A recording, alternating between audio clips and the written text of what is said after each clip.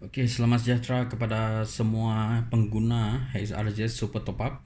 Di sini saya sediakan kunci kira-kira ataupun tempat untuk kita merekod transaksi kita jual reload setiap hari. Oke, ini adalah template yang saya telah sediakan.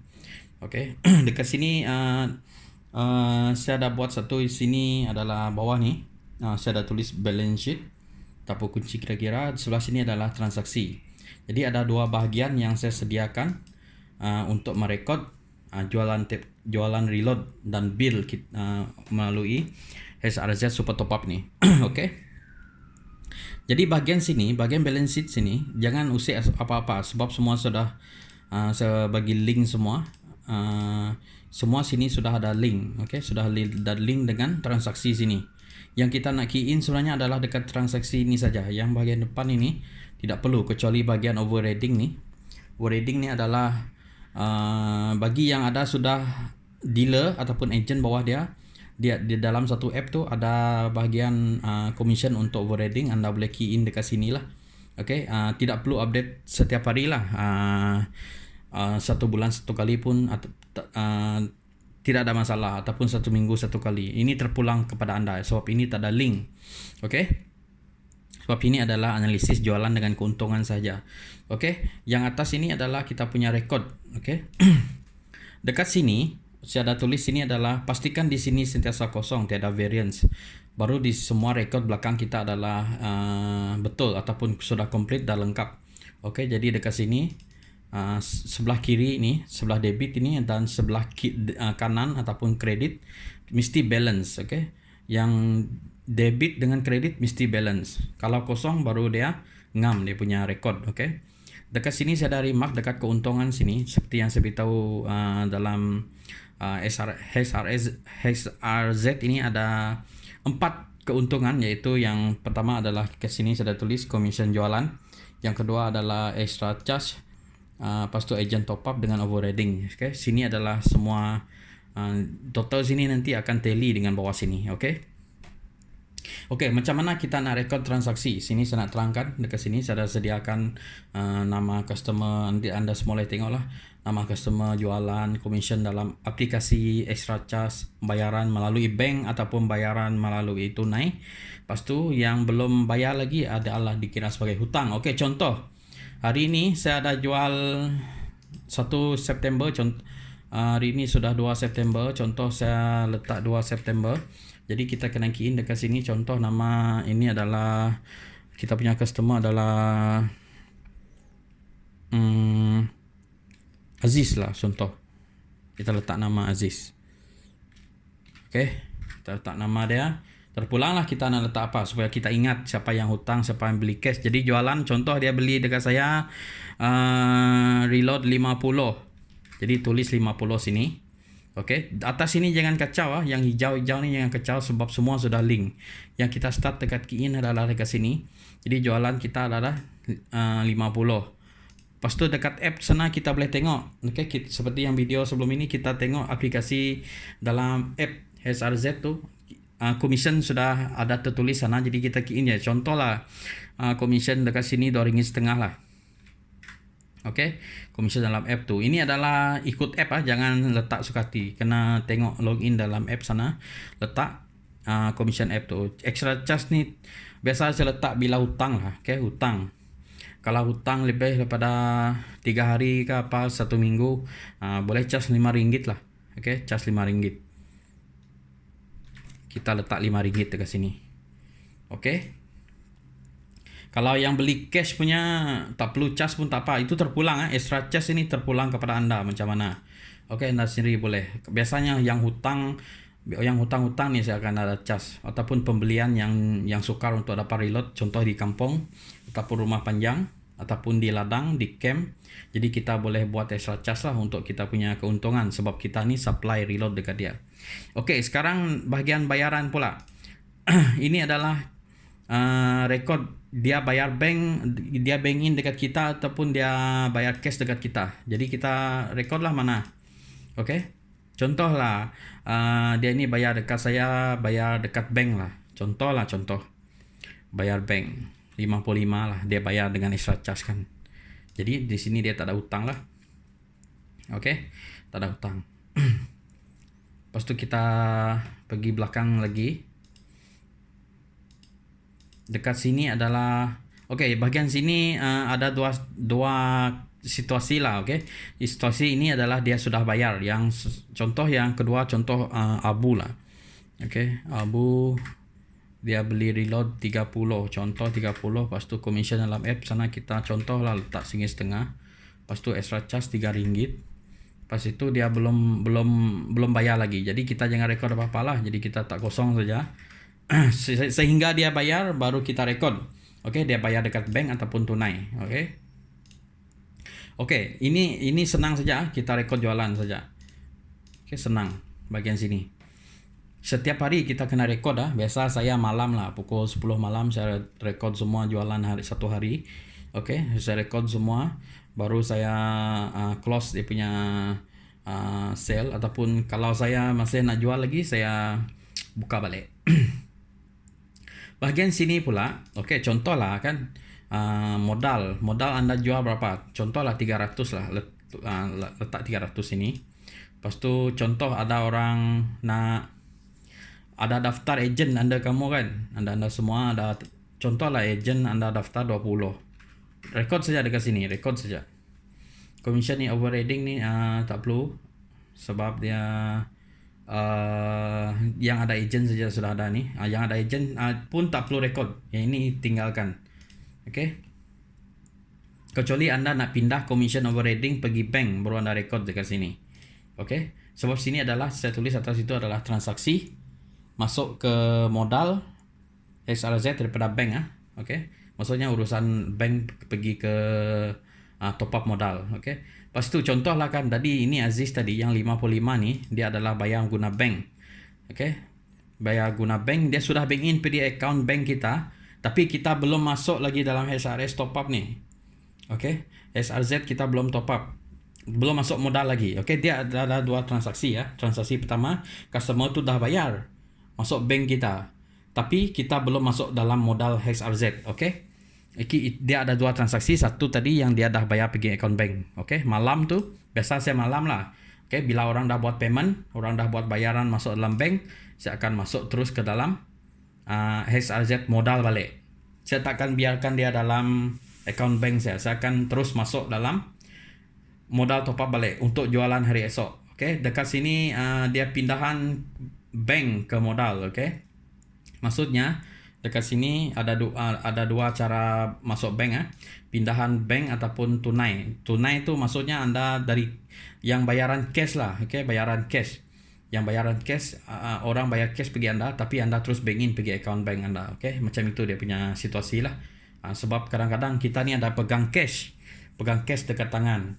Kena sediakan satu dompet ataupun sampul khas untuk reload saja. Di sana kita tulis berapa cash dalam tangan kita. Sebab itu dekat balance sheet sini dia ada tulis tunai. Ada tulis tunai. Sebab kita nak simpan, kadang-kadang kita tak sempat nak bank in kan. Jadi kita pegang dekat tangan. Sebab itu ada set letak kolom cash dekat sini. Nanti saya tunjuk bagian itu. Bank. Yang bank tadi contohlah kan saya dah terima daripada Aziz ini 55. Jadi saya kena masukkan balik dekat sini. Yang dari bank tu pergi sini. Jadi bila dah masuk modal tu, kita kena pastikan yang baki sini mesti sama dengan kita punya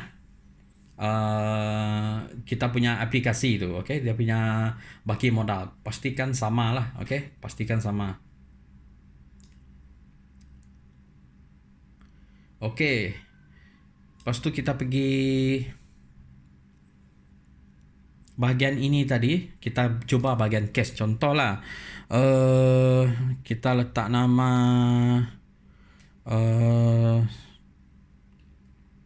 Ali. Contoh lah kita letak nama Ali kan. Dia beli top up 20 lah.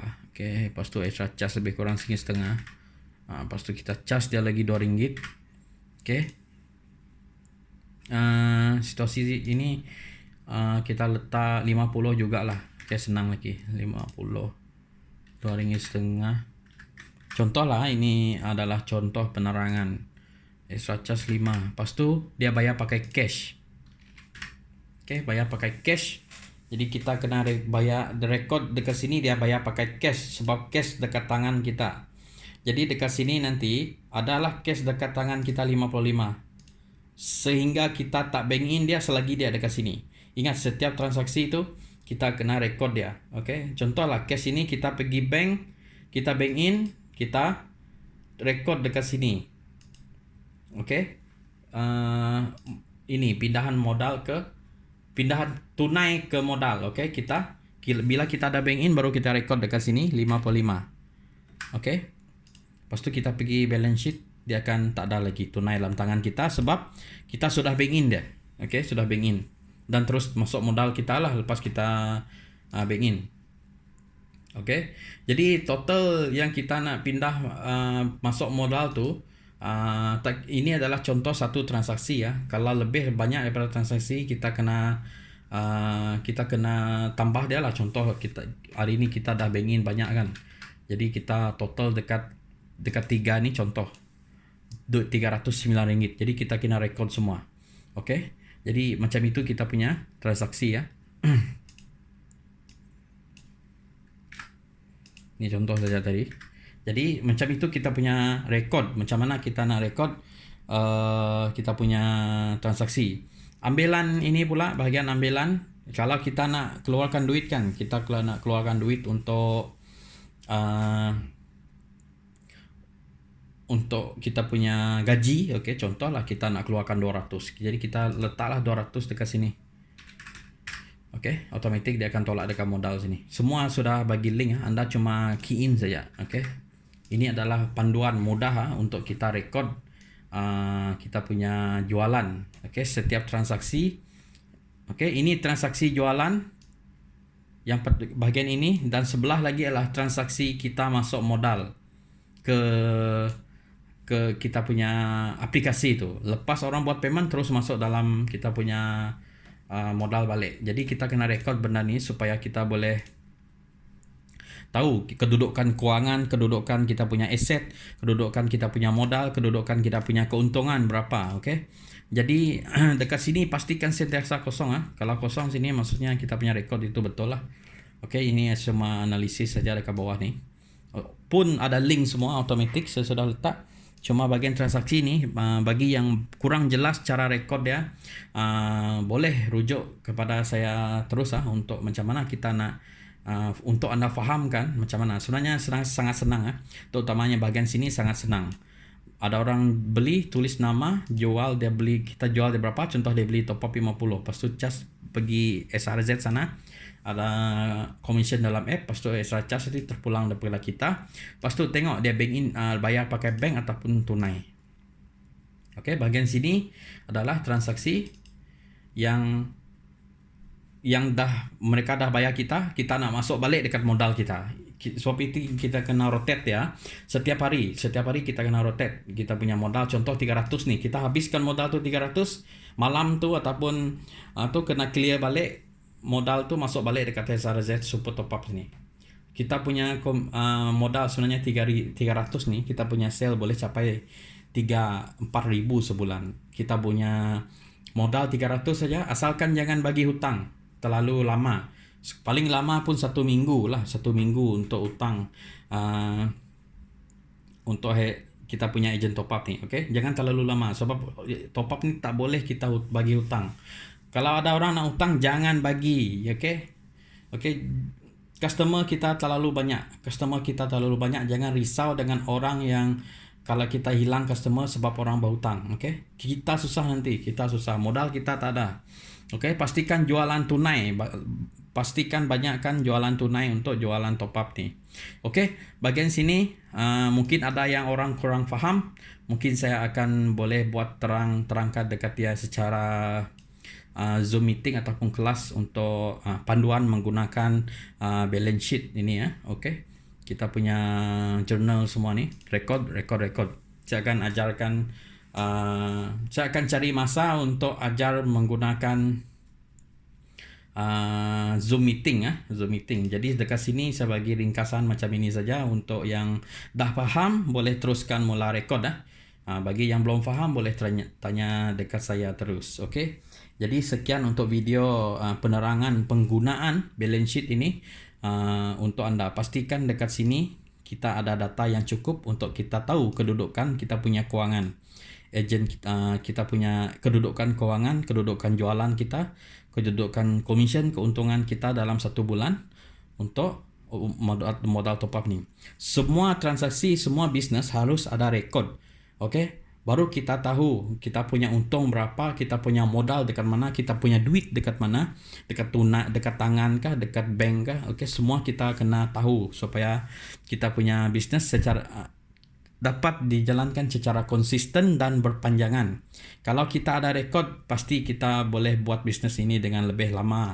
Okay? Sebab keuntungan jualan reload ini average dia dalam 5%, tapi permintaan terhadap jualan reload ini terlalu tinggi. Okay? Terlalu tinggi. Kalau Anda ada modal 10,000 satu bulan pun akan habis lah. Okay? Kalau Anda pandai cari customer. Sebenarnya jual reload ni terlalu mudah, terlalu mudah sebab kiri kanan depan belakang semua orang guna reload. Okay? Kita yang pandai untuk bagi servis dekat kita punya customer. Okay? Jadi modal 300 yang pandai kontrol boleh jadi 3,000 4,000 sebulan confirm. Lepas tu dia punya commission lebih kurang average 5%. Okay? 5%. Lepas tu kalau boleh tambahkan kita punya agent top up ni, agent top up Anda daftarkan ramai-ramai Anda punya agent top up pun masukkan Anda punya. Okay? Anda punya agent top up pendaftaran tu RM20 contoh lah. Ke sini saya letak 20. Anda terus masuk dalam modal saja. Okay? Untuk Anda rekod otomatik nanti dia akan jadi dekat keuntungan dekat sini bertambah banyak. Okay? Ramaikan Anda punya agent bawah Anda akan dapat keuntungan daripada agent top up sini, agent top up fee, yuran dengan kita punya overriding. Okay? Jadi ada 4 keuntungan yang kita akan dapat dalam SRZ Super Top Up ini. Okay? Jadi ramaikan agent sebab agent yuran untuk agent itu adalah salah satu pendapatan Anda. Kalau Anda dapat 5 orang sebulan dah dapat 100 ringgit Anda punya commission. Okay? Itu adalah kelebihan menggunakan agent top up SRZ Super Top Up ini yang mempunyai 10 level rangkaian bawah Anda boleh daftarkan pergi 10 level pergi bawah. Sebab itu Anda boleh maksimumkan Anda punya agent top up ataupun yuran pendaftaran Anda. Kalau daftar 20 orang dalam sebulan dah dapat 400 kan Anda punya agent fee. Okay? Jadi saya galakkan untuk Anda daftarkan ramai agent. Okay? Sekian untuk video kali ini. Sekian, terima kasih.